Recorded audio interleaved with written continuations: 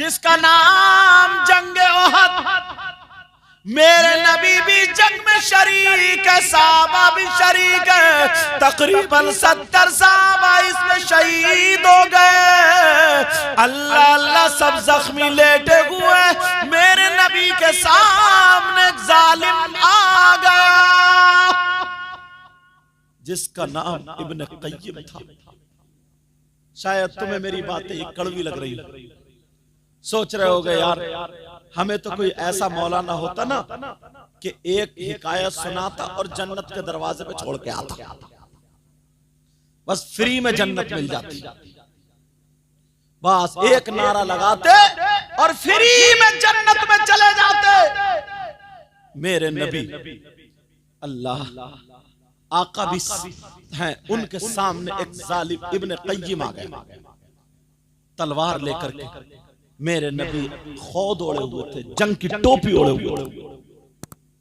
जैसे ही खौद ओढ़े हुए, जंग की टोपी ओढ़े हुए उस जालिम ने वार किया। मेरे नबी पर ऐसा वार किया, आगे जंजीरें लटकी हुई थी ना, एक जंजीर पे जब लगी तो आका के रुखसार में घुस गई। आका के रुखसार में घुस गई। अब मेरे नबी भी एक तरफ लेटे, तकलीफ हो रही है। कोई सहाबी इधर लेटे, कोई इधर लेटे, कोई इधर लेटे गए। तमाम सहाबा जख्मी है। मेरे नबी के रुखसार में भी वो जंजीर दाखिल हो गई है। मेरे नबी लेटे थे, इतने में एक सहाबी आ गए जिनका नाम हजरत अबू उबैदा बिन जर्राह। वो आए और आने के बाद उन्होंने नबी को देखा। तकलीफ हो रही थी मेरे नबी को, कभी आंख खोल रहे कभी बंद कर रहे, कभी आंख खोल रहे कभी बंद कर रहे। तुम्हें क्या पता, तुम्हें तो ये पता है बस किसी की शादी और डीजे पे नाच लो, डीजे बजा लो। पहले लोग नाचने वाली नचनियों को बुलाते थे, फिर वो बंद हो गई तो आदमियों को बुला के उनके गेंदे फेंदे रख के उन्हें औरत बना दिया, उनको नचाने लगे। उसके बाद अब डीजे चला करके मोहल्ले के हुड़दंगे नाचने लगे। हुड़दंगे इतनी इतनी मोटी कमर वाला और गाना गा रहा है, कमरिया मट गया। शर्म आनी चाहिए थोड़ी सी, थोड़ी गौर करो मेरी इस बात पर। तुमने जो ये डीजे वीजे ढोल ताशे गाजे बाजे सिर्फ हरी पट्टी बांध ली और कूदरिया नाचरिया हो गया तो सुन्नी, हो गया तू जन्नती, हो गया तू कामयाब।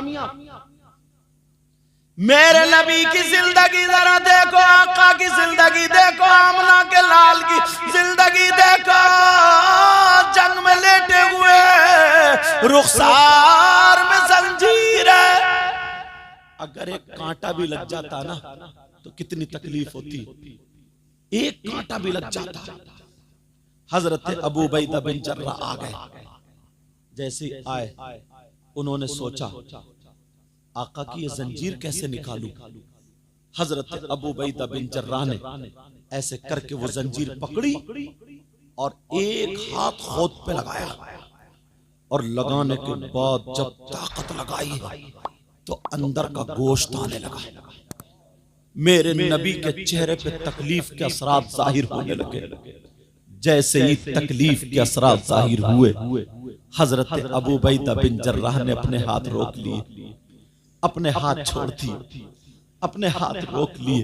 कहा आका मेरी जान आप पे कुर्बान, मेरे माँ बाप आप पे कुर्बान। आका आपको तकलीफ हो मैं ये हरगिज बर्दाश्त नहीं कर सकता, लेकिन फिर भी तो जंजीर अंदर ही रह जाती है।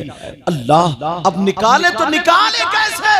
हजरत अबू उबैदा बिन जर्राह अब वो जंजीर को दोबारा पकड़ते हैं। जैसे ही पकड़ने के बाद फिर दोबारा उसको खींचते हैं। इधर खींचना था। फिर आका के चेहरे पे तकलीफ के असरात जाहिर होने लगे।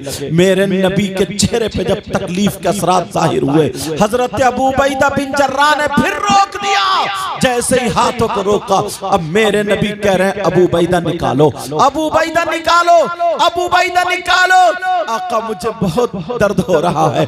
आका आपके चेहरे को देख करके, तकलीफ को देख करके अबू उबैदा के हाथ आगे नहीं बढ़ रहे हैं। दो रिवायतें आती हैं, एक तो ये है कि अबू उबैदा बिन जर्राह ने अपने आंखों से पट्टी बांधी थी। दूसरी रिवायत ये है हजरत अबू उबैदा बिन जर्राह ने अपनी आंखों को बंद किया था और बंद करने के बाद उस अपने दांतों से जंजीर पकड़ी जो मेरे आका के रुखसार में लगी हुई थी। अपने दांतों से जंजीर पकड़ते हैं और खोद पर लगाते हैं। जैसे ही खोद पर हाथ लगाए और जंजीर पकड़ के अबू उबैदा बिन जर्राह ने आंखों को बंद करके, और जब झटका मारा था अबू उबैदा बिन जर्राह ने, जब जंजीर निकाली तो जंजीर तो निकल गई मगर दांत भी टूट जाते हैं। जैसे ही दांत टूटे, मेरे आका के यहाँ से खून का फव्वारा निकलता है, खून निकलना शुरू हो जाता है। ओ औरतों, आज जो तुम फैशन करती फिरती हो, आज जो सर पे दुपट्टा नहीं ओढ़ती हो, आज जो शादियों में तुम ये बड़े बड़े पार्लर और कौन कौन से शरारे खरारे पहन करके उधर को जाती है जिधर को मर्द खड़े होते हैं। ओ मेरी बहन सुन ले, वो मदीने की औरतें थी, उन्हें पता चला हमारा शौहर जंग में जख्मी हो गया है, हमारा भाई जंग में जख्मी हो गया है, हमारा बाप जंग में जख्मी हो गया है। ये मदीने की औरतें घर में नहीं बैठी, उन्होंने अपनी चादरें ओढ़ी थी, जिस्म नहीं दिखाया था। देखो इस्लाम का झंडा ये औरतें लेकर के चलती हैं। उन्होंने जो था अपना जिस्म नहीं दिखाया बल्कि चादर ओढ़ी।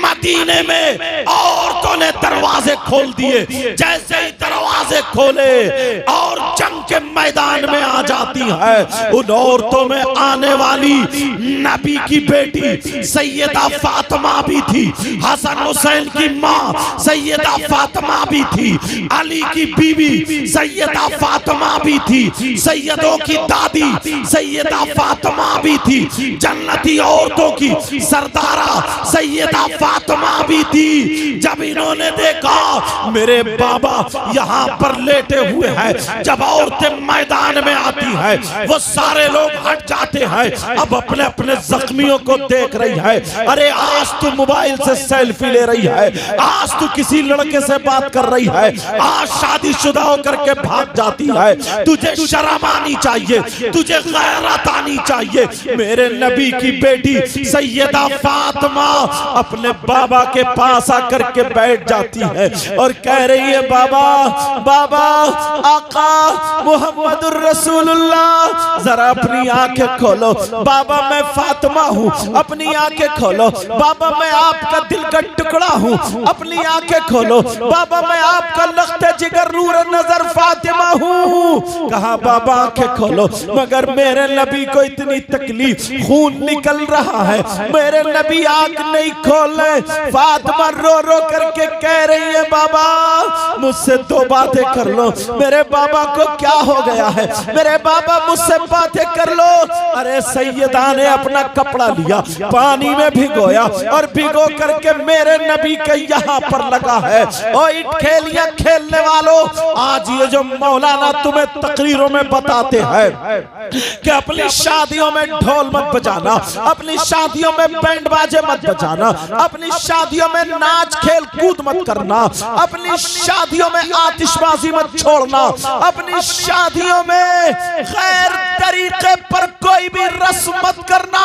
ये जो बता रहे हैं इनकी कोई तुमसे दुश्मनी नहीं है, इन्हें मालूम है कि नबी ने कितनी तकलीफें बर्दाश्त की है तो इस्लाम हम तक पहुंचा है, सहाबा ने कितनी कुर्बानियां दी है तो इस्लाम हम तक पहुंचा है। मेरे नबी लेटे हैं, फातिमा कह रही है बाबा, बाबा अपना चेहरा मेरी तरफ करो, बाबा थोड़ी सी आंखें खोलो, बाबा मैं फातिमा हूँ आपकी बेटी, बाबा दरवाजा खोलो, आंखें खोलो। मगर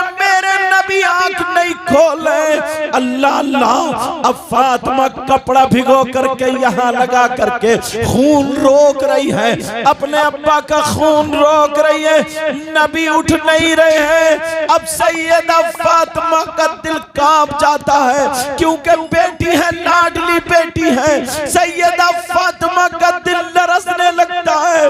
फातिमा कहती है अल्लाह, ऐ अल्लाह, ये कौम कैसे जन्नत में जाएगी जो अपने नबी को तकलीफ देती है।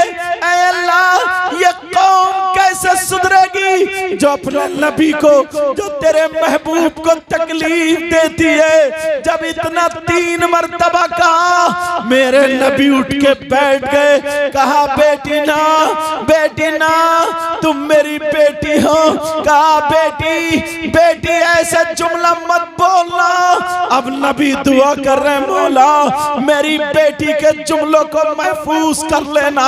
कहा मौला मेरी बेटी के जुमलों को महफूज कर लेना, इसने मेरी मोहब्बत में कह दिया है। कहा बेटी फातिमा, तुम नहीं जानती हो, मैं देख रहा हूँ ये आज जब मुझ पे पत्थर बरसाना चाहते हैं, आज जब मुझको मारना चाहते हैं, जो कत्ल करना चाहते हैं, एक दिन वो होगा। बेटी फातिमा, इनकी नस्लों में ऐसे पैदा होंगे, ऐसे पैदा होंगे जो इस्लाम का झंडा बुलंद करेंगे, जो इस्लाम का झंडा लेकर के जाएंगे। प्यारो, मेरे नबी उठ के बैठ जाते हैं। अब जरा देखो नबी को कितनी तकलीफ हुई है, ऐसे इस्लाम हम तक पहुंचा है।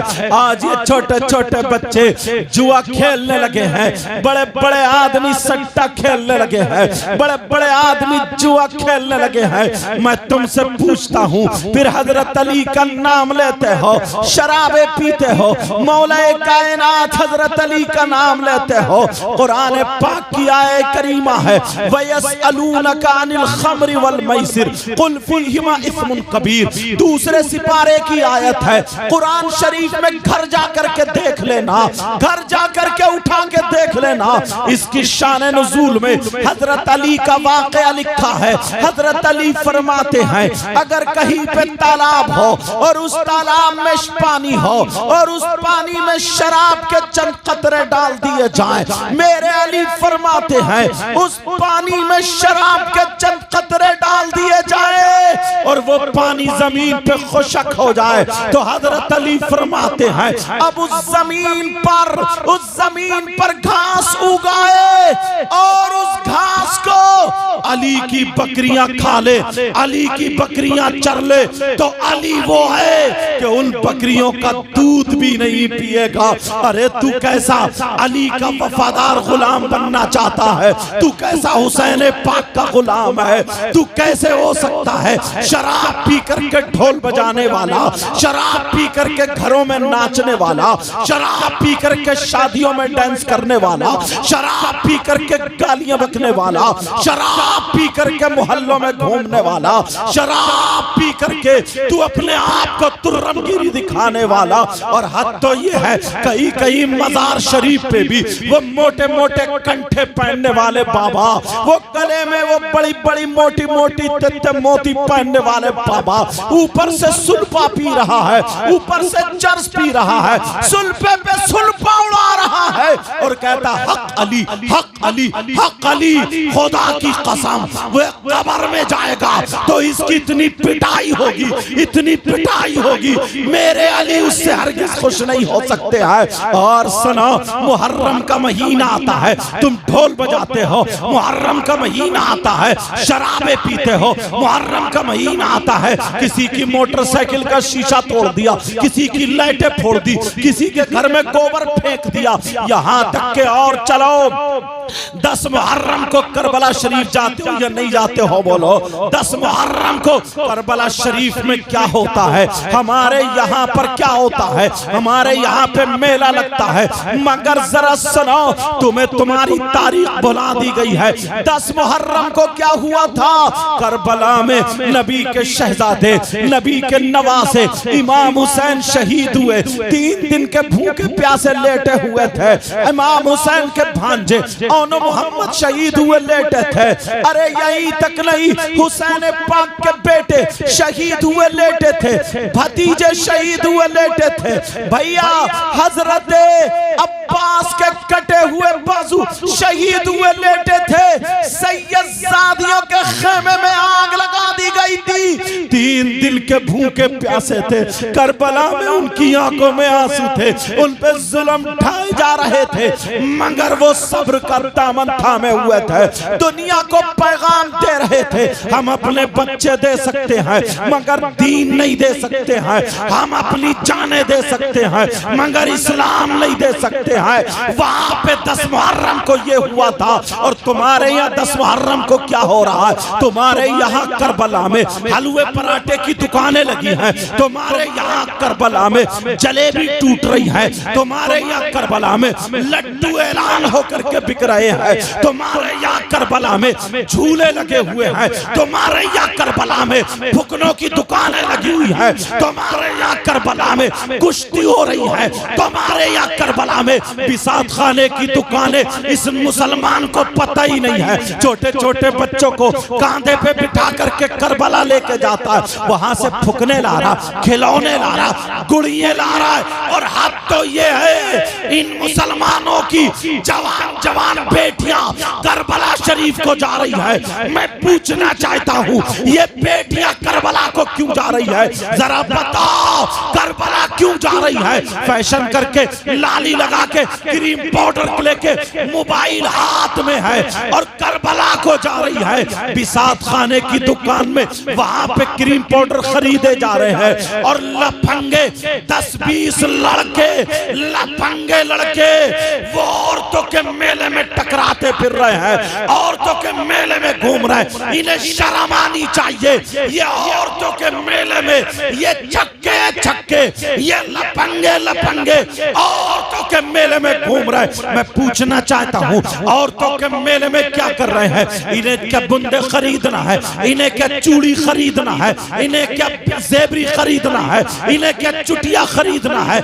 इन्हें लाली खरीदना? नहीं नहीं, मैं बताता हूँ ये औरतों के मेले में क्यों घूम रहा, ये इसलिए घूम रहा है वहां औरतें हैं, जब मैं इसमें जाऊंगा तो किसी के कोनी लग जाएगी, किसी से मेरा जिस्म टकरा जाएगा, किसी से मेरी आंखें टकरा जाएंगी, कोई मुस्कुरा जाएगी, किसी के फोन नंबर मिल जाएंगे, किसी के जिस्म पे मेरा हाथ चला जाएगा। ये समझ रहा मेरी मेहनत पूरी है, किसी से टकरा जाऊंगा, किसी का चेहरा देखने जाऊंगा।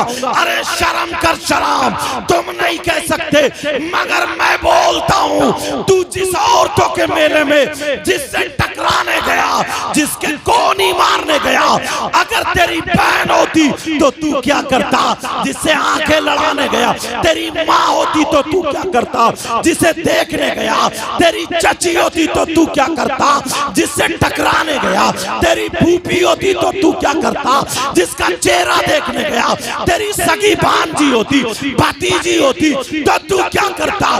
डूब मरने को चाहिए था। अरे तू तो मुसलमान है, अगर तू पक्का सच्चा नबी का गुलाम बनना चाहता है तो आज के जलसे में यहाँ पे तौबा करनी होगी और तुझे ऐसा बनना होगा। मैं बताता हूँ नबी का गुलाम कौन होता है।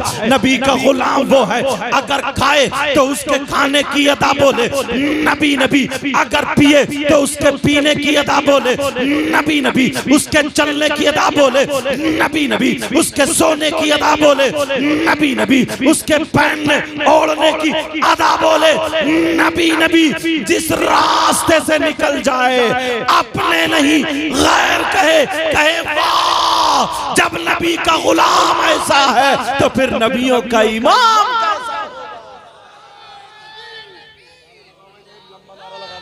रिसालत नारे वसीयत मसलके आला हज़रत चश्मे दस्तार बंदी हज़रत अल्लामा सैयद मुक़म्मल रहमान साई क़िबला उलमाए सुन्नत नारे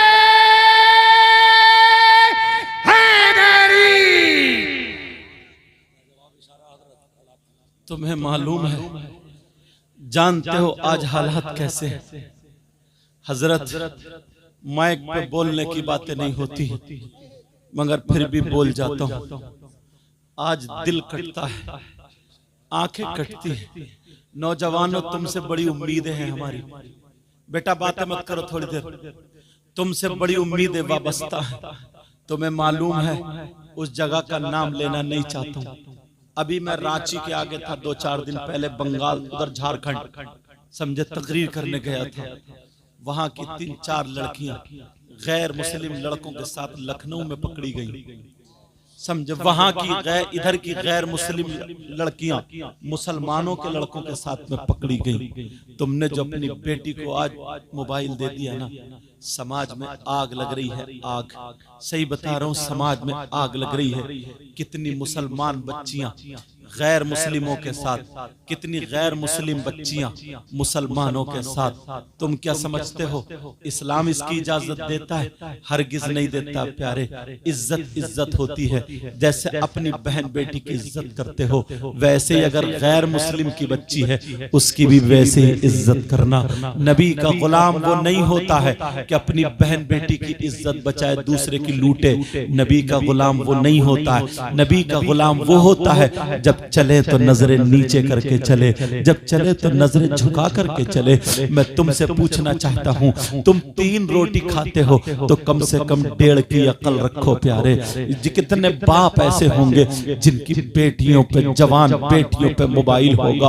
अब मुझे बताओ, तुम्हारे यहाँ शादी होती होगी, अगर 50 बच्चियां होंगी, सही बता रहा हूं, सुन लेना मेरी ये बातें, अगर 50 बच्चियां होंगी तो एक बच्ची के भी सर पे दुपट्टा नहीं होगा, उसके सीने पे दुपट्टा नहीं होगा, दुपट्टा इधर आधर पड़ा होगा। अरे तू कैसा बाप है, अपनी जवान बेटी का जिस्म देख रहा है? तू कैसा भाई है, अपनी सगी जवान बहन का जिस्म देख रहा है? तू कैसा चचा है, अपनी भतीजी का जिस्म देख रहा है? तू कैसा मामू है, अपनी भांजी का जिस्म देख रहा है? पहले लोगों से पूछो, पुराने लोगों से पूछो, अगर इनमें कोई पुराना हो, इनकी बहन इनके सामने संभल के खड़ी नहीं होती थी। छोटा भाई बड़े भाई के सराहने नहीं बैठता था। बीबी शौहर के सामने गूंगी हो जाती थी। और आज तो हालात ये है, शौहर गया काम करने, ये मोबाइल लेकर के दूसरों से बातें करने निकल गई। कई बच्चे हैं, शौहर किसी का दिल्ली चला गया और ये मोटरसाइकिलों पे घूम रही है, ये होटलों पे जा रही है। बहुत अंदर की बात बता रहा हूं, हो सकता तुम्हें बुरी लगे, लेकिन प्यारो सुन लेना, आज दुख हमें ही होता है। अरे तू कैसी है, तुझे शर्म आनी चाहिए। कितनी बेगैरत औरत है जिसके कई बच्चे हैं, उस शौहर का खा रही है, उसके साथ में धोखा कर रही है, दगा कर रही है। और यहां तक के जब पता चल जाता है ना, तो मौका देख करके भाग जाती है। और कितने मर्द भी ऐसे हैं, मर्द, इन्हें तो शर्म आनी चाहिए कि बीबी घर में जवान है, दूसरी औरतों के पास जाते हैं। तुम्हें शर्म आनी चाहिए। तुम्हारे घर में बच्चे हैं, तुम्हारे घर में बीवी है, वो बेचारी तुम्हारा इंतजार कर रही है। मेरा शौहर आता होगा, खाना खाना है, पानी पीना है, कपड़े लाना है। शौहर को तू बीबी को इतना मारता है, इतना पीटता है, अरे तुझे खबर भी है। और दूसरों की बीबियों के साथ में तू गुलछर्रे उड़ा रहा है। जरा तूने नबी की हदीस नहीं सुनी है? ओ लोगों सुनो, अब ऐसी हदीस सुनाने जा रहा हूं कि तुम्हारा कलेजा मुंह को आ जाएगा। ये हदीस जरा तवज्जो से सुन लेना। ये हदीस किन लोगों के लिए है? ये हदीस उन लोगों के लिए है जिनकी जवान बेटियां हैं, बगैर दुपट्टों के घूम रही हैं, जिनकी जवान बेटियां हैं, फैशनीले कपड़े पहन करके आवारा घूम रही हैं, जिनकी जवान बेटियां हैं, मोबाइलों पे चैटिंग कर रही हैं, मोबाइलों पे बातें कर रही हैं, जिनकी जवान बेटियां हैं, गैर लड़कों से मिल रही हैं। ये उनके लिए है। वो शौहर जो अपनी बीवी को तमाशा बनाए पड़ा है, ये उनके लिए है। जरा सुनो, नबी फरमाते हैं, आका फरमाते हैं, मेरे नबी का बयान है, 3 लोग मेरी उम्मत में ऐसे हैं जो हरगिज जन्नत में नहीं जा सकते। मेरे नबी फरमाते हैं, मेरी उम्मत में 3 लोग ऐसे हैं जो हरगिज जन्नत में नहीं नहीं जा सकते। अरे कौन कौन है जो जन्नत में नहीं जा सकते? एक तो माँ बाप का नाफरमान है, वो जन्नत में नहीं जा सकता। दूसरा कौन नहीं जा सकता सुनाओ? दूसरा दयूस जन्नत में नहीं जा सकता। अरे दयूस कौन है? दयूस वो माँ बाप है जिसकी बेटियां आवारा घूम रही हो, जिसकी बेटियां गैर लड़कों से मोबाइल पे बातें कर रही हो, वो माँ बाप दयूस है, दयूस है। और नबी फरमाते हैं दयूस जन्नत में नहीं जा सकता। और नबी जिसे मना कर दे तो कोई पीर उसे जन्नत में नहीं ले जा सकता। अगर नबी मना फरमा दे कोई मौलाना जन्नत में नहीं ले जा सकता। अगर नबी मना फरमा दे तो उसकी नमाजें जन्नत में नहीं ले जा सकती, उसके रोजे जन्नत में नहीं ले जा सकते। नबी मना फरमा दे तो कोई माई का लाल उसे जन्नत में नहीं ले जा सकता। और जिसकी बेटियां आवारा घूम रही है वो हरगिज जन्नत में नहीं जाएगी। ये नबी का फैसला है। बेटा माइक को संभालो, थोड़ा माइक को थोड़ा बढ़ाओ। ये नबी का फैसला आज। मगर वजह क्या बताऊं? अब्बा है, अब्बा सबसे पहले तो ये अब्बा ही पिटने का है। माफ करना, बात थोड़ी कर रही। अरे तू कैसा पागल इंसान है? कौन सा ऐसा रिश्तेदार है जो मोबाइल पर बात करने को बेटी के लिए दे दिया? इसका कौन सा कारोबार चल रहा है? ट्रक चल रहा है, बसें चल रही हैं, फैक्ट्री कारखाना क्या चल रहा? क्यों दिया बेटी को मोबाइल? अगर मोबाइल नहीं देता क्या पूरा खानदान भूखा मर जाता? पूरा खानदान खत्म। आज जो ईसाइयों का तरीका घर में, यहूदियों का तरीका घर में, ये सारे तरीके इसी मोबाइल के जरिए। जो लड़की रामपुर दौराहा से निकल के कभी बाहर नहीं गई, उसके पास बंबई का फैशन कहां से है बोलो? उसके बाल कहां से कटे?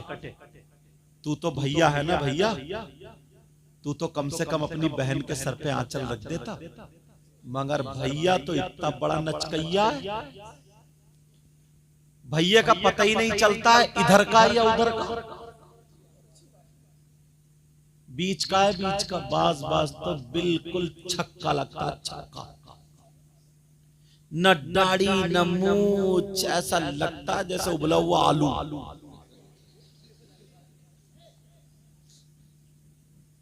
न दाढ़ी न मूंछ। और जो रह बच्चे ना वो कुंडल लटका लिए, कुंडल।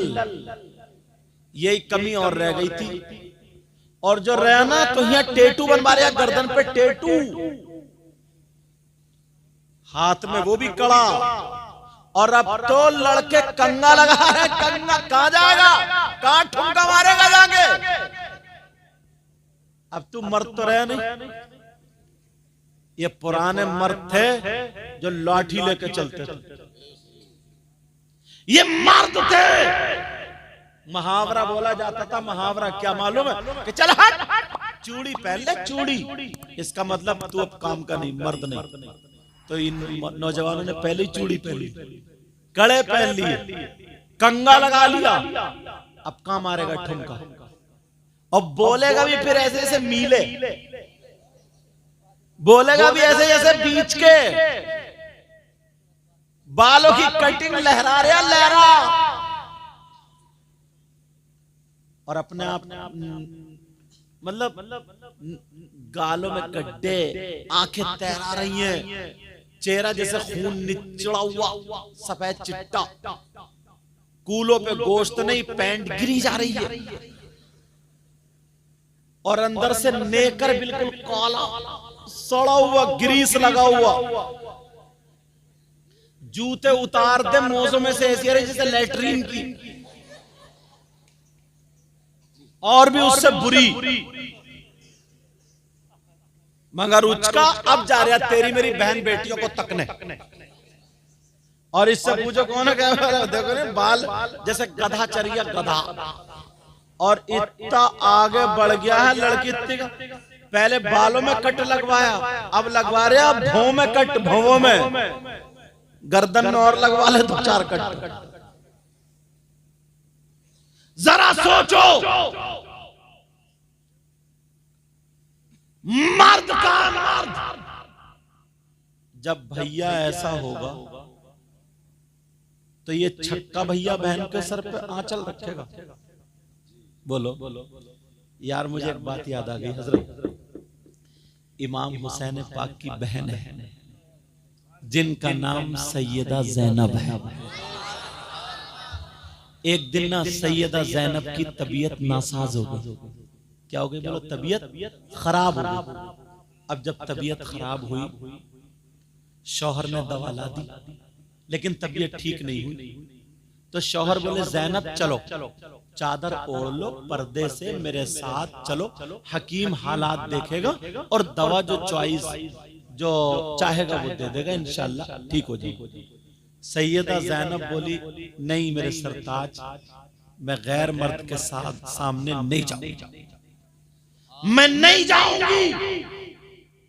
कहा, जैनब तुम अकेली थोड़ी जा रही हो, मैं शौहर हूं ना, मेरे साथ जा रही हो, बगैर पर्दे के थोड़ी जा रही हो, पर्दे से जा रही हो, चादर ओढ़ के जा रही हो। इस्लाम तो इतनी इजाजत देता है, इस्लाम इजाजत देता है। तो बहन ने क्या जवाब दिया था, सुनो।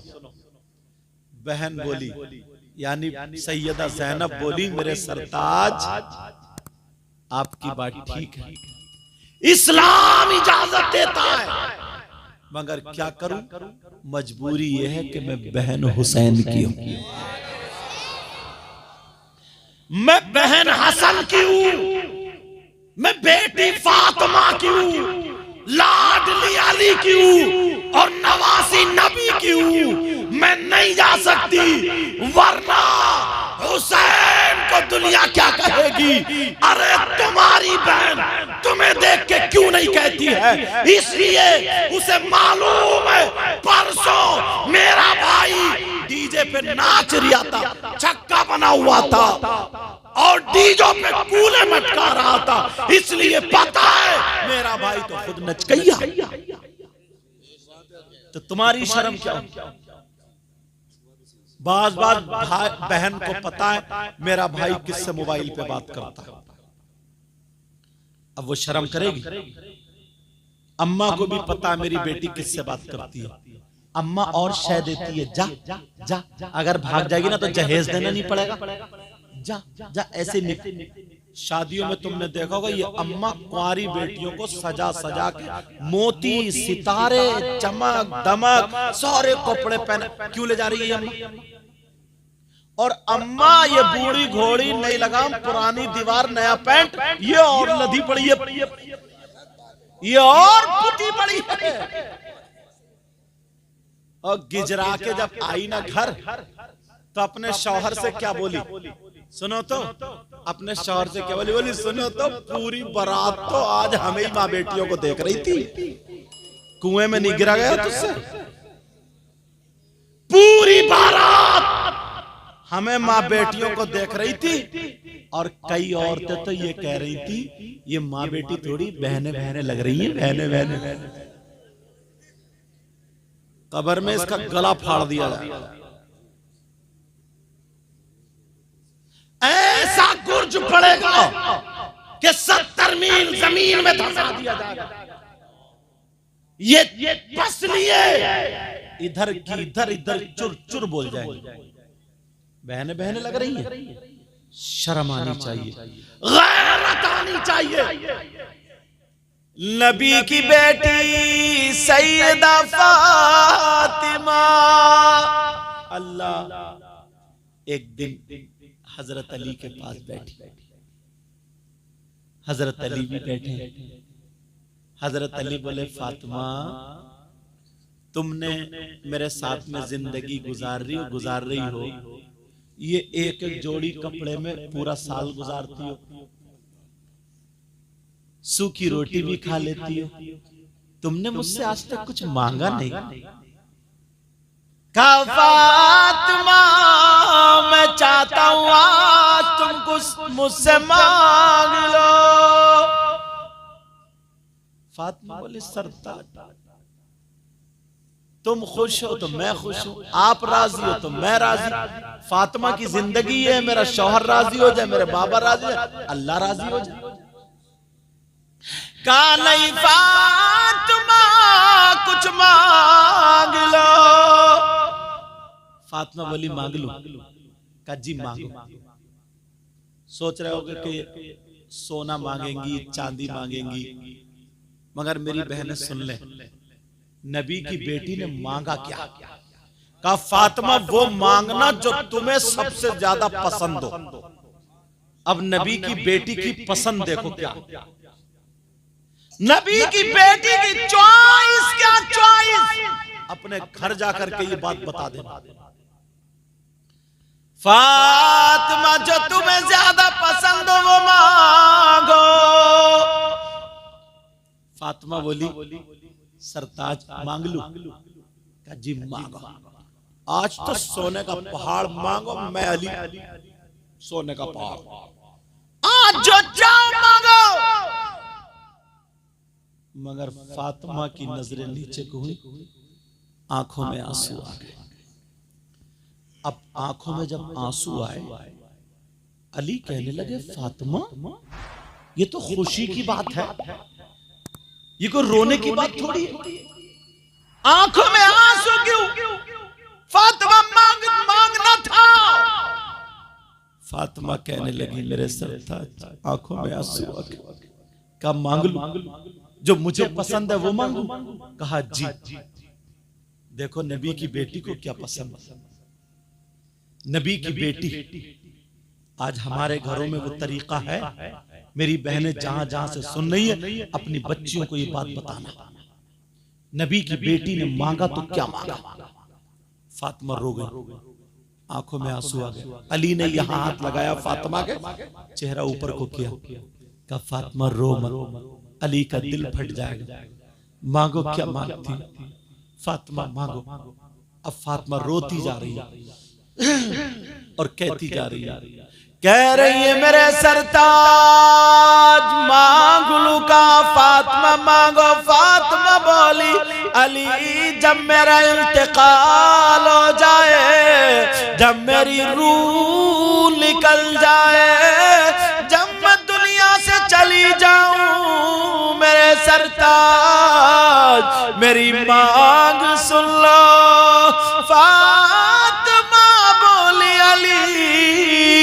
जब मेरा इंतकाल हो जाए तो मेरा जनाजा दिन में नहीं बल्कि रात में निकालना। अली कहने लगे फातिमा क्यों? कुरान में ऐसा नहीं है कि औरतों का जनाजा रात में निकाला जाए, हदीस में भी नहीं है कि औरतों का जनाजा रात में निकाला जाए। फातिमा तुमने ऐसा क्यों कहा? फातिमा बोली सरताज मेरे अली आपने ये कहा जो फातिमा को पसंद हो, तो मुझे जो पसंद हो मुझे यही पसंद हो। का फिर क्यों इसलिए कहा? तो फातिमा बोली मेरे सरताज मैंने इसलिए कहा जब मेरा इंतकाल हो तो मेरा जनाजा दिन में नहीं रात में निकालना, इसलिए कि जब तक मैं जिंदा रहूंगी किसी गैर मर्द के सामने नहीं जाऊंगी, मैं पर्दा करूंगी पर्दा। फातिमा को पर्दा पसंद है और जब मेरा इंतकाल हो जाए तो फातिमा ये चाहती है रात में निकले ताकि किसी गैर मर्द की मेरे जनाजे पर भी नजर ना पड़े। नबी की बेटी ने क्या मांगा? तो मालूम था तुम्हें? और वो मोबाइल पे फिल्में बनाने वाली बंबई में जिस पे बना वो हो गई बेपर्दा, आधी आधी नंगी। वो हमारी बेटियों ने इख्तियार किया। नबी की बेटी का कुछ और दावा भरते हम नबी के गुलाम हैं। सही बता रहा हूं, तुम पड़ोस को नहीं मोहल्ले को नहीं, हर माँ बाप सिर्फ और सिर्फ अपने अपने घर की जिम्मेदारी ले ले। हर माँ बाप सिर्फ अपने अपने घर की जिम्मेदारी ले ले तो इंशाअल्लाह माहौल सुधरता हुआ नजर आएगा। जो लोग शराब पीते ना, शराब, अल्लाह आला हजरत ने भी लिखा है, अगर मैं किसी को, सुन लेना ये बात जरा संभाल कर, अगर मैं किसी को एक गिलास पेशाब पीने को दूं तो क्या वो एक गिलास पेशाब पिएगा? बोलो नहीं। क्यों? इसलिए कि वो नापाक है। यही तो, इसलिए बोलो वो फुकहा फरमाते हैं, आला हजरत ने भी लिखा है कि जैसे पेशाब नापाक है वैसे ही शराब भी नापाक है। अगर एक दरहम से ज्यादा पेशाब लग जाए उसका धुलना जरूरी है, ऐसे ही अगर शराब लग जाए तो उसका भी धुलना जरूरी है। तो जिस मुंह से तुम अल्लाह और रसूल का नाम लेते हो यार, उसी मुंह से एक गंदी चीज पीते हो, शराब पीते हो, या हराम चीज पीते हो, जिससे हमारा खून बन रहा है, जिससे हमारा गोश्त बन रहा है, जिससे हमारा जिस्म बन रहा है, वो हराम चीज। अल्लाह लिखा है जो मर्द और औरतें गलत काम करते हैं ना, तो जहन्नम में उनकी शर्मगाह सड़ जाए, उनकी शर्मगाह में खून पीप कचलऊ सड़ जाएगी और उन्हें इतनी जोर से पेशाब लगेगा मगर पेशाब नहीं उतरेगा। उनके पेट ऐसे हो जाएंगे जैसे मटके, मसाने उनके भर जाएंगे। क्यों? पेशाब भर जाएगा, पेशाब नहीं उतरेगा। अब वो चीखेंगे, चिल्लाएंगे, पेशाब पेशाब पेशाब। उधर वो लोग जो शराब पीते, अल्लाह उनकी प्यास इतनी बढ़ा देगा, जहन्नम में इतनी बढ़ जाएगी, वो कहेंगे हाय हाय कुछ पीने को, हाय कुछ पीने को, कुछ मिले पीने को, कुछ मिले पीने। तो मालूम है ये जो शराबी है ना, शराबी, अब अल्लाह के हुक्म से उन लोगों को जिनके पेट बड़े हो गए थे, शर्मगाहें उनकी सड़ गई थी, उनका पेशाब उतरेगा। तो पेशाब जब उतरेगा, शर्मगाहें सड़ गई हैं, तो खून पीप कचलऊ गंदा मैल और पेशाब, ये सारी चीजें और जहन्नम की काली आग, ये सारी चीजें मिल करके एक गड्ढे में, हौज में जमा हो जाएंगी। और ये शराबी जब तड़पेंगे शराब के लिए तो इनको वो गंदा मैल और पेशाब पिलाया जाए। अल्लाह मेरी तौबा। बोलो आज के बाद कोई शराब पिएगा? हाथ उठाओ सब लोग, हाथ उठा के तौबा करो, हाथ उठा के, जो पीता हो या ना पीता हो उठाओ हाथ।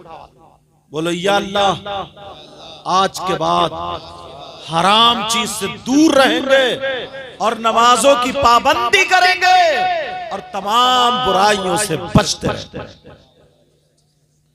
सही बताऊं? तुम दो दो एक एक करके ना, तवज्जो रखो मेरी तरफ, दो दो एक एक करके अगर ऐसे ही संभलते रहे तो इंशाअल्लाह एक दिन वो होगा कि हम और आप कामयाब हो जाओ। बोलो इंशाअल्लाह नमाजों की पाबंदी होगी। तुम्हें कोई शख्स ऐसा मिल जाए, बात थोड़ी कड़वी है, सुन लियो, जो बेटा, सगा बेटा अपनी मां के साथ गलत हरकत करता, कितना नीच होगा, कितना बुरा होगा, कितना जलील होगा। उससे खराब कोई हो सकता है जो सगा बेटा अपनी मां के साथ जिना कर, जिस मां ने 9 महीने पेट में रखा, जिस मां ने दूध पिलाया। है कोई ऐसा? तुमने देखा आज तक? अगर मिल जाए तो उससे दोस्ती करोगे? बोलो, उसे प्लेट में खिलाओगे? उससे रिश्तेदारी करोगे? और अगर तुम में से कोई हो तो तौबा करोगे? अब मैं हदीस सुनाने के लिए जा रहा हूं। कौन है वो? आज के दौर में 10% हो गए हम। मर सकता है मगर मां के साथ गलत हरकत नहीं कर सकता। वो कौन है? सुनो, नबी फरमाते हैं सूद और ब्याज। नाम सुना होगा तुमने, सूद और ब्याज। आका फरमाते हैं जो इसका गुनाह होता है उस गुनाह के 70 दर्जात। कितने बोलो? 70 दर्जे। इतना बड़ा, इतना बड़ा, इतना बड़ा, इतना बड़ा, 70 दर्जात। एक बड़ा वाला, फिर उससे छोटा, फिर उससे छोटा, फिर उससे छोटा, फिर 70वां सबसे छोटा। दूसरी हदीस में 73 दर्जों का जिक्र है। 70 दर्जों में सुनो, सबसे छोटा वाला दर्जा जो है उसका गुनाह और पाप ऐसा है जैसे सगे बेटे का मां के साथ जिना। कोई सूद का रुपया खाएगा, कोई ब्याज का रुपया खाएगा। 10,000 दे दिए, 12 लिए, कमेटी डाल दी। कोई 1 लाख रुपए इकट्ठे करे, कोई 90 पे उठा रहा, कोई 80 पे उठा रहा, बाकी जो बच रहे बट रहा। ये नाजायज और हराम। हाँ, अगर 10-10 हजार रुपए इकट्ठे करके 1 लाख जमा कर लिए, उसमें कोई घटाव बढ़ाव नहीं है। वैसे ही जिसको जरूरत वो दे दो, अगले महीने में दूसरा ले लो या कुरानदाजी कर लो, तो ये जायज। समझ में आ रही बात? नबी फरमाता। अच्छा, नबी की बात गलत हो सकती है क्या? एक हदीस आखिरी दर्जे की सुना रहा हूं। कितना खराब बेटा होगा यार जो अपनी मां के साथ, जुमला बोलने में भी थोड़ा वो हो रहा, जो अपनी मां के साथ मुंह काला काला ऐसे समझो, गलत नजर कर। कौन है वो? सूदी और ब्याजी। सूद और ब्याज का लेने वाला, देने वाला, उसके गुनाह के नबी फरमाते 70 दर्जे। छोटे वाले दर्जे का इतना गुनाह है और बाकी 69 बड़े बड़े बच्चे, उनका कितना होगा? कोई खाएगा, सट्टा लगा दिया, 500 रुपए कमाए, 200 रुपए बचा लिए, 300 का सट्टा लगा दिया और रात को सो गया कि अब तो मैं सुबह को अनिल अंबानी हो जाऊंगा। आज तक कभी कोई सट्टेबाज मालदार हुआ? आज तक कभी भी कोई सट्टेबाज कहीं भी मालदार हुआ? बल्कि बीबी को और बेच के चला गया। ऐसी मिसालें सुनने में आई हैं हजरत। घर बेच दिया, बीबी दूसरों के पास छोड़ दी, रख दिया। सट्टा, ब्याज, जुआ, हराम का लुकमा हरगिज नहीं जाना चाहिए हल्क में। बोलो जाएगा तो नहीं? बोलो जाएगा तो नहीं? एक चीज और सुनो, इस मोहल्ले का क्या नाम है जरा? मोमिन नगर। सही साहब, मोमिन नगर। इस मोमिन नगर में कोई ऐसा है जिसके भाई का इंतकाल हो जाए, उसका भाई मर जाए और वो अपने मरे हुए भाई का गोश्त नोच के खाता हो? कोई औरत है ऐसी जो अपने मरे हुए भाई का गोश्त खाती हो? तुम्हारे मोमिन नगर में अगर कोई अपने मरे हुए भाई का, मुर्दा भाई का गोश्त खाए, उससे रिश्तेदारी करोगे, दोस्ती करोगे, साथ में रहोगे, दस्तरखान पे खिलाओगे? हाँ ना तो बोलो। और अगर तुम हो तो तौबा करोगे? बोलो, तौबा करोगे? मेरी बात भी गलत हो सकती है, इनकी भी गलत हो सकती है, तुम्हारी भी गलत हो सकती है, अल्लाह का कलाम गलत हो सकता है, कुरान शरीफ गलत हो सकता है। ज़ालिकल किताबुल ला रैब फीह, ये वो कलाम है जिसमें शक की गुंजाइश तक नहीं। अब कुरान की आयत से साबित कर दूं कौन है वो, चेहरे दिखा दूं कौन है जो अपने मरे हुए भाई का गोश्त खाते हैं, बता दूं? सोचोगे यार ये मौलाना कैसे बुला ले, ये तो सारी पोल खोले दे रहे हैं। कुरान है, कुरान, कुरान की आयत पढ़ रहा हूं। बिस्मिल्लाहिर्रहमानिर्रहीम। वला यग़्तब बअदुकुम बअदा अयुहिब्बु अहदुकुम अयकुला लहम अखीही मैतन फकरिहतुमू। पूछो इनसे, बड़े बड़े अच्छे कारी हैं, हाफिज हैं, पूछो हाफिज है नहीं ये कुरान की आयत, ये कुरान की आयत, इसका तर्जमा घर जाके देख लेना, वरना मैं तर्जमा कर रहा हूं। अल्लाह फरमाता है अगर कोई आपस में एक दूसरे की गीबत करता है, बदी करता है, चुगली करता है, पीठ पीछे बुराई करता है, चौराहे पे बैठा और तड़पड़ मार दी दो चार बुराइयां, तुम तो तुमरे हमारे मौलाना लोगों में भी ये आदत आ गई थोड़ी, बहुत सारी बुराइयां चौराहों पर, और औरतें इनके पेट में हसद, कीना, बगावत, इनका चेकअप कराओ ना तो फेफड़े खराब, हसद की वजह से गैस इतना जलती है ना, अगर किसी की लड़की का रिश्ता अच्छा हो जाए तो इसे दौरा पड़ गया। अरे पागल, तुझे क्या, इसकी तबीयत खराब, उसका अकेला बेटा था, उसके यहाँ उसकी बेटी का रिश्ता हो गया, ले ये खाना ही नहीं खा रही है, और ये कुटनी ना कुटनी किसी भी तरकीब से पहुंच जाती है वहां, पहुंची इतनी भोली बन के सीधी बन, जबकि भोली नहीं है ये, और सीधी बनी, सलाम कलाम हुआ तो बोली थोड़ा सा पान खाने आई थी। अच्छा पान खाने, तो आग लगाने आई थी, अब बोली थोड़ी पान की कतरिया खिलाओ, पान की कतरिया दे। कितने बच्चे हैं तुम्हारे घर? एक बेटा दो बेटी। अच्छा बेटा बड़ा बड़ी, और सब डिटेल निकाल के आइए पहले ही, कब बेटा बड़ा, कहाँ रिश्ता हुआ, कहा वो मोमिन नगर में हुआ। अच्छा किस जगह? हाँ वो मस्जिद के पीछे जो घर है 2 मंजिल, कहाँ गोरे रंग की लड़की जो, वो कहाँ? अच्छा उसको दौरे पड़ते थे, तो ठीक हो गई, खत्म। बोले उस पे हवाई असर था, वो ठीक हो गई है क्या? चलो घराना अच्छा, सारे लोग अच्छे, कर लो रिश्ता, खाक कर लो, तूने रेड़ तो पहले ही मार दी। एक तो वैसे ही लड़के वाले नंगे भिकारी इंटरनेशनल फकीर, कौन लड़के?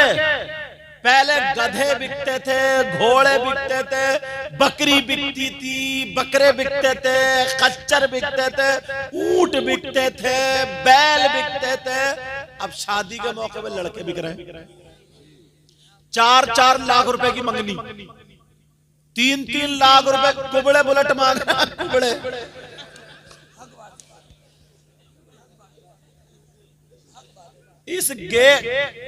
इस गेगले से पूछो, गेगले तू बुलेट के धुएं से मर जाएगा यार, हो क्या गया इसे, ऐसे चल जा लहरा तो टेढ़ा, ये बुलेट पकड़ेगा ये। देखा है डंडा, कारीगर बेटा बहुत पीटते हैं, पढ़ाते हैं, ऐसे चल रहा लहरा तो वह बुलेट लेगा ये, पैजामा समझ ले बुलेट लेगा ये। जरा सोचो यार इसको, गर्दन नीचे कर लो, थूक यहाँ, बोले वो बुलेट लो, बुलेट अच्छा, तेरी बुलेट ना कब्र में निकलेगी, देख खड़ी है गाड़ी, तेल पड़ता नहीं, 1 साल में बिक गई, क्योंकि तेल पड़ता ही नहीं। 1 लाख रुपए सस्ती बेच, खुद खरीदता तो जाता, फ्री की मिल रही है तो 1.5 लाख 1 लाख सस्ती बेच दी, जाओ। जरा सोचने की बात है, सोचने की। लड़के बिक रहे हैं, भिखारी, और अम्मा इतनी बड़ी रिश्वतन हो गई है, रिश्वती हो गई है ये, जब तक इसके कान न चिर जाए ना झुमकियों से, तब तक इसे लड़की पसंद नहीं आती है। और जहां कान चिरे तो बोली लड़की थोड़ी है, चांद का टुकड़ा है ये अम्मा, इसके भी कान चीरे जाएंगे कब्र में। एक तो वैसे ही लड़कियों के रिश्ते, और अब तो ना नंबर ही नहीं आता रिश्ते करने का। बेटियों को मोबाइल दे दिया, बेटों को मोबाइल दे दिया, बाजार लगी पड़ी है, जाओ खुद ही जाओ, जो खुद ही जाओ, वो उसे पसंद कर ले, वो उसे पसंद कर ले, कंजड़ी पसंद आ गई, अब चूहे मारने की दवा लिए फिर रहा, अम्मा को धमकी दे रहा, रिश्ता ले जाओ ना खाऊंगा मर जाऊंगा। ये रिश्ते। और जब तक तुम्हारी जेब में दम है ना, तो बर्गर, चाउमीन, मोमोज, समझे, ये सारी चीजें खाती रहेगी। होटलों में खाना, कभी रेलवे स्टेशन पर है, कभी बस स्टैंड पर है, वो भी हुर करता हुआ घुमा रहा। और 3 महीने के बाद जब पैसे खत्म हुए होगा भिखारी, अब झांक रहे इधर आधर। अब मुफ्ती साहब आ जा रहे, फतवा के तलाक होनी है, चलती नहीं है शादी। नौजवानों, तुम्हारे लिए एक बात काम की, ईमानदारी से बताओ, जो लड़की तुमसे कोई मीठी मीठी बातें कर ले या SMS लिख दे, तुम बिक जाते हो, ना अम्मा की मानते, ना अब्बा की मानते, ना भाई की मानते, उनके कहने से रिश्ता नहीं करते हो। एक बात बताओ, जो लड़की अपनी माँ को धोखा दे सकती है, वो तुम्हें धोखा नहीं दे सकती है? जिस माँ ने 9 महीने पेट में रखा, 18 साल पाला, दूध पिल, तुमसे जो मोबाइल पर चैटिंग कर रही है, रात के 2-2 बजे तक बातें करे, तो माँ को धोखा दिया ना उसने। जो लड़की, जो बाप का खून है, उसका लाल खून काला हो गया कमाते कमाते, जो बाप को धोखा दे रही है, वो तुम्हें धोखा नहीं देगी। जो अपने सगे भाई जैसे रिश्ते को ठुकरा सकती है, तुम्हारे साथ भाग सकती है, रह सकती है, ईमानदारी से बताओ, वो तुम्हें धोखा नहीं दे सकती? जो अपनी माँ को धोखा दे सकती है, बाप को धोखा दे सकती है, 1-8 साल में तुम्हें भी चूना लगा देगी। वरना माँ बाप के कहने से नमाज पढ़ने वाली लड़की, भले जहेज मिले या न मिले, मैं जहेज जिसकी बेटी है यार, वो तो देता ही है। कौन नहीं चाहता मैं अपनी बेटी को नहीं दूं? मैं उनकी बात नहीं कर रहा हूं, मैं उनकी बात कर रहा हूं जो मांग रहे हैं और जो रिश्ते छोड़ देते सिर्फ जहेज की बिना पर। ये जाते हैं, ये कारी साहब और ये सारे लोग बाहर जाते हैं कुरान शरीफ सुनाने, तकरीरें करने। इनसे पूछो, कोटा में राजस्थान में एक शख्स ऐसा था जो मेरे पांवों पर रो रहा था, अकेला बेटा था, बीवी ने, बहू ने ना ठोकर मार दी थी। बुढ़ा अगर सोफे पे बैठा तो ले हमारे घर का तो बुढ़ा ही बिगड़ा हुआ, बूढ़े अगर संभल के बैठे, ले इस बुढ़े को ही नहीं सुधरा। रोटी नहीं मिल रही थी, कहा हुजूर दुआ कर दे। जब बहुत रोने लगा तो बराबर वाले एक आदमी ने बताया, बोले हजरत ये इनकी सजा। बोला मुंह पे कह रहा हूं, इनकी सजा का क्या? कहा ये शख्स वो है जिसने 3 रिश्ते बोलोरो की वजह से गरीबों की लड़कियों को ठुकराए। आज इसे ठोकरे मिल रहे। बच्चियों को अपनी तुम्हें भी सुधारना, और घर में जहेज मिले या न मिल जाए तो अल्हम्दुलिल्लाह, वरना नमाज पढ़ने वाली बच्ची लाओ, पर्दे से रहने वाली बच्ची लाओ, वो तुम्हारे घर में बुलेट लेके आए या ना आए, मगर सैयदा फातिमा की कनीज बन के जरूर आएगी। वो उनका माहौल और कल्चर लेकर के जरूर आएगी। कितने नौजवान इस बात पर तैयार होते हैं कि इंशाल्लाह आज के बाद मैं किसी से मोबाइल पे बात नहीं करूंगा, अपनी अम्मी के कहने से, अब्बू के कहने से रिश्ता करूंगा, और पर्दे से रहने वाली, नमाज पढ़ने वाली बच्ची से रिश्ता करूंगा, चाहे मिले या न मिले। मैं इन उलमा की जिम्मेदारी में कह के जा रहा हूं, इंशाल्लाह कभी तुम भूखे नहीं मर सकते, कभी तुम परेशान नहीं।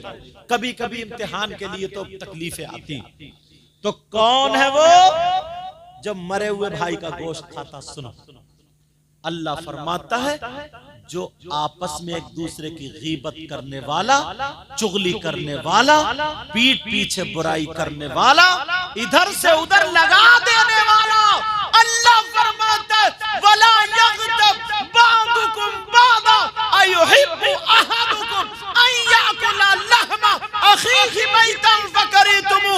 आपस में एक दूसरे की गीबत करने वाला, चुगली करने वाला, पीठ पीछे बुराई करने वाला ऐसा है जैसे मरे हुए भाई का गोश्त खाने। बोलो कुरान की बात क्या गलत हो जाएगी? बेटा सुभान अल्लाह हर जगह नहीं कहते। अरे बच्चा है, उसे पता थोड़ी, हम ही तो बताएंगे उन्हें। भाई जलसे किस लिए होते हैं? जलसे इसीलिए, तो मैं ऐसी बातें क्यों कर रहा हूं? उसको बात अच्छी लगी, इस अच्छी लगने पे सुभान अल्लाह करे। समझ में आ गई बात? हमारे मुक्तदी कभी भी सुभान अल्लाह कह सकते हैं। एक मौलाना साहब तकरीर बोले फला साहब की अम्मा का इंतकाल हो गया, नीचे से बोले सुभान अल्लाह। मौका महल भी देखा जाता है कि कहां सुभान अल्लाह कहना, कहां नहीं कहना। इस चीज का भी ख्याल रखोगे ना। क्या बता रहे? समझ में आ रही बात? तवज्जो रखो यार, कैसे हालात हो गए। हजरत गीबत और चुगली की बात कर रहे हैं, इमामों को नहीं छोड़ते। देखो, एक चीज में मैं 3 चीजें दिखाता हूं एक में, और नजरिया तुम पहचानना। कोई अगर किसी की मोटरसाइकिल चुरा ले, तवज्जो सुनिए बात, चोरी मत करना। अगर कोई किसी की मोटरसाइकिल चुरा ले और चोर पकड़ा जाए, तो चोर को तुम इनाम दोगे क्या? हाँ ना तो बोलो। कोई जूती चुरा ले, चप्पल चुरा ले, मैक चुरा ले, महक वाले डरो मत, नहीं चुराएगा मेरे पास, तो क्या तुम इनाम दोगे? मगर यार देखो तो कितने उल्टे। जब तुम दूल्हा बने थे तो तुम्हारे जूते नहीं चुरा ले? अरे बोलो ना, शादी में चुरे के नहीं चुरे? चोर का भी पता चल गया होगा। तुमने थाने को फोन किया, आ जाओ चोर पकड़ा गया, टूटे फूटे आते उधर से। तुमने थाने को फोन किया, छोटी बच्ची साली या साला चुरा के ले जाता, तुमने थाने को फोन किया, आ जाओ चोर पकड़ा गया? नहीं, बल्कि तुम उसे इनाम देते हो। बोलो क्या चाहिए? वो कह रही है, छोटी बच्ची कह रही 10,000। दूल्हा मियां बोले 8,000। 8 में 10 में तकरार चल रही थी, इतने में एक बुजुर्ग आ गए, बूढ़े का क्या बात है? बोले ऐसे से मामला। बोले चलो ऐसा करो, 9 में फैसला करो, खत्म। और बोले ये तो इनका हक है, दो हक है। इन चचा मियां से ये पूछो, तुम बूढ़े हो गए हो, चोर या चोरनी का हक जानते हो क्या? 9,000 है। अस्सारिकु वस्सारिकतु फक्तउ ऐदियहु, चोर चोरनी के हाथ काटे जाएंगे। 10 दिरहम से ज्यादा वैसे उनकी सजा। और तुम इनाम दे रहे हो, इनाम। अब मुझे बताओ, इतने में 9,000 पे बात थी। अब्बा आ गए दूल्हा मियां के, क्या बात है? साहब ऐसे बोले नहीं, पूरे 10,000 दूंगा। अब्बा की चढ़ हुई थी। बोले क्यों? बोले बेटे की खुशी का दिन है, 10,000 चलो दे दिए। इतने में दुल्हन बैठी कार में, दूल्हा बैठे। जब कार गई, बच्चों ने घेर ली कार, लाओ हमारा हक। तुमने कभी फोन किया कि उग्रवादियों ने कार घेर ली? हंसने की बात नहीं। पकड़वाया पुलिस से? नहीं। यहां भी यही झगड़ा, 8-9 8-9 8-9। फिर अब्बा है बोले 1 रुपया कम नहीं, 10,000 बेटे की खुशी का दिन, दे दी। अब इमाम साहब ने निकाह पढ़ाया। अब आया इमाम साहब के निकाह पढ़ाने का नंबर। इमाम साहब तुम बताओ। इमाम साहब बोले 10,000। बस अब यही अब्बा को मौत। अब्बा बोले इमाम साहब जायज ले लो, जायज। अब्बा बोले इमाम साहब पागल हो गए क्या? 10,000 कहीं चलने क्या? बुलाओ सदर साहब को, सिक्योरिटी साहब को, इस इमाम का पत्ता साहब। खत्म, खलास, इमाम की इमामत खत्म। अरे शर्म करो, चोरों को 10,000 दे दिए, उग्रवादियों को 10,000 दे दिए, और जो हाफिज था, इमाम था, तुम्हारे घर में फाता पढ़ता था, उसे तुमने मस्जिद से निकलवा दिया। कभी सोचा तुमने इस बात पर? हर जगह ये होता है। चोरों को देते हुए तुम्हें क्या सवाब मिला? डकैतों को देते हुए क्या सवाब मिला? और इमाम को दे देते सवाब नहीं मिलता क्या? चोरों को देने से बेहतर था 5,000 रुपए सदका कर देते, और नबी फरमाते सदका बलालों को टालता है, मुसीबतों को खत्म।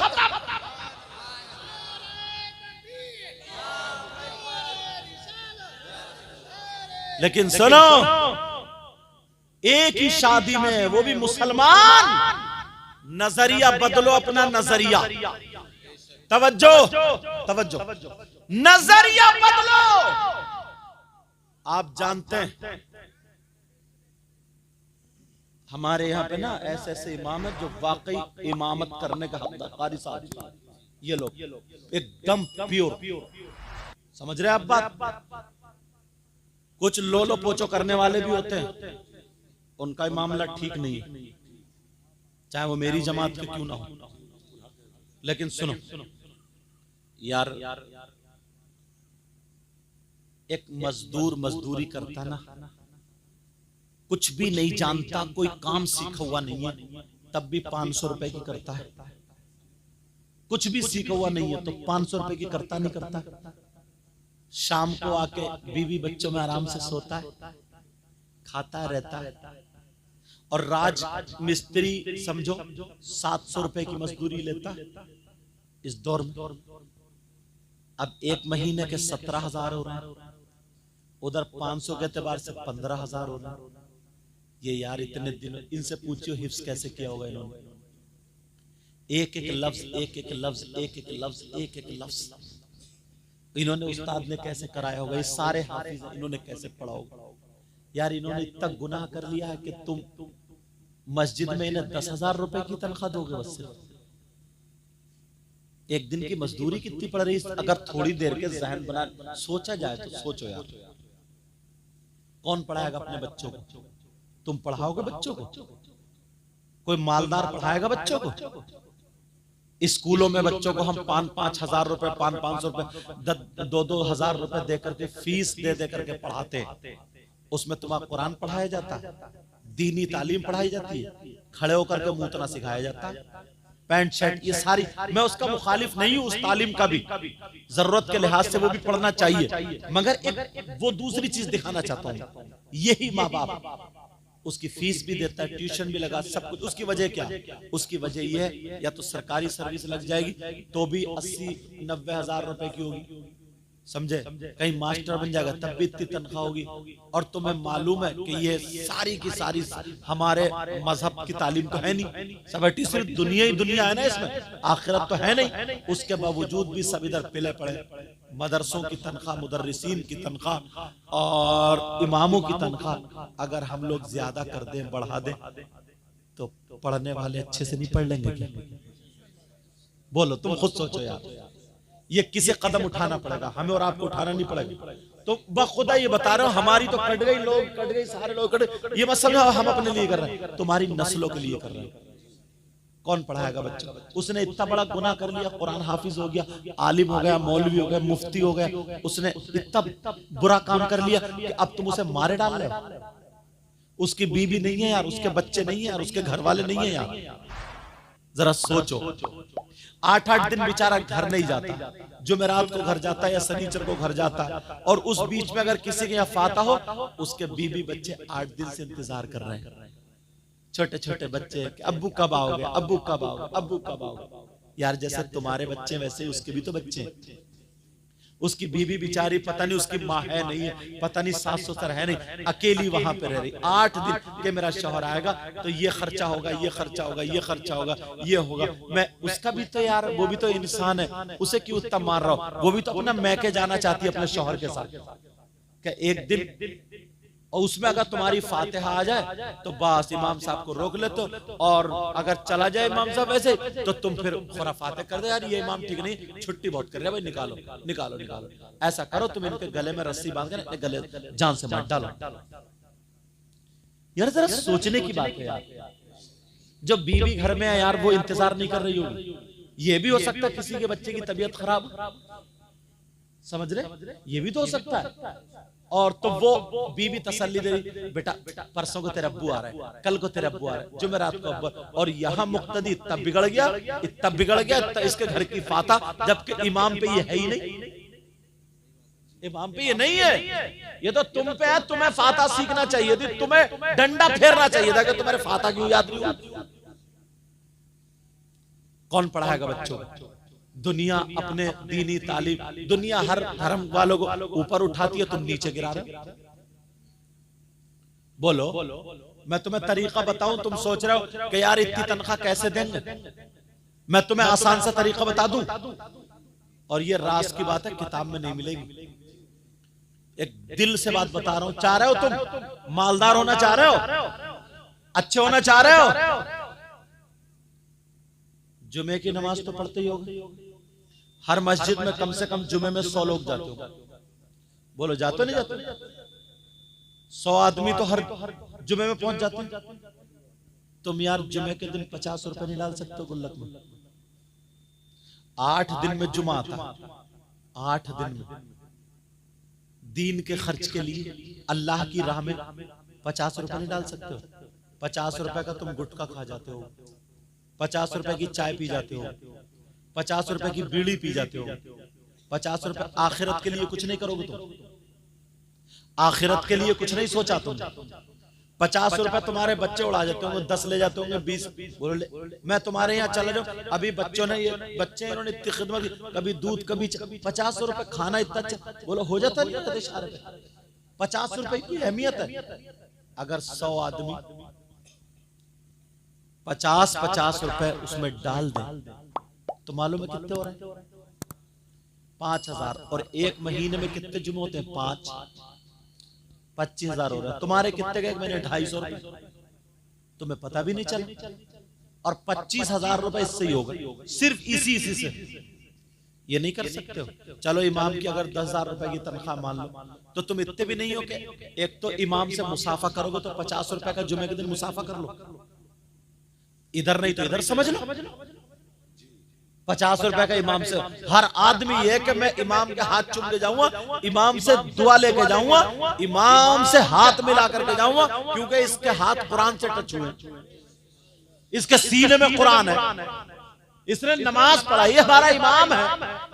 हर जुमे में तुम 50 रुपए मुसाफा करके उसके हाथ चूम के नहीं जा सकते हो।